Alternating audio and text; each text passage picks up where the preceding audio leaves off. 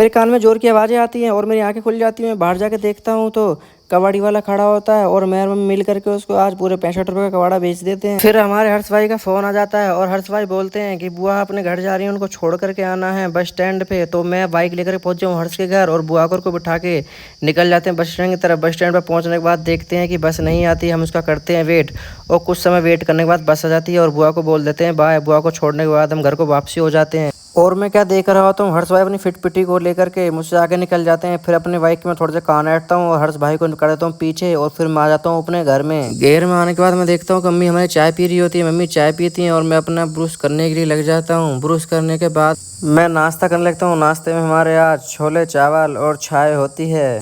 नाश्ता करने के बाद मैं फिर से अपने घेर में पहुंच जाता हूं और फिर प्रिंस साहित्य को बाइक पे बिठा करके मैं निकल जाता हूं खाद की दुकान की तरफ। और थोड़ी देर में खाद की दुकान पहुंच जाते हैं और वहां से लेते हैं खाद और कुछ दवाई खेत के लिए और उनको बिठा करके घर की तरफ वापसी हो जाते हैं।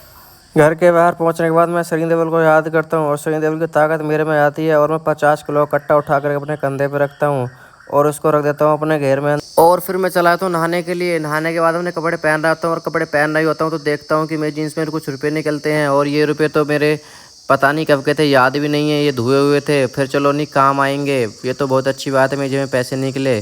और मैं हो जाता हूँ रेडी और ये है मेरा आज का फाइनल लुक। और यहाँ पे प्रिंस और सिवा देखो कैमरा रेडी कर रहे हैं क्योंकि हम जाने वाले हैं रील बनाने के लिए। और रेडी होने के बाद हम निकल जाते हैं रील बनाने के लिए। और सू की अड्डी भी साइकिल लेके पीछे पीछे जाता है और इनसे मिलिए, ये हमारे मामा हैं, इनका नाम कल्लन है और आज हम इन्हीं के साथ रील बनाने वाले हैं।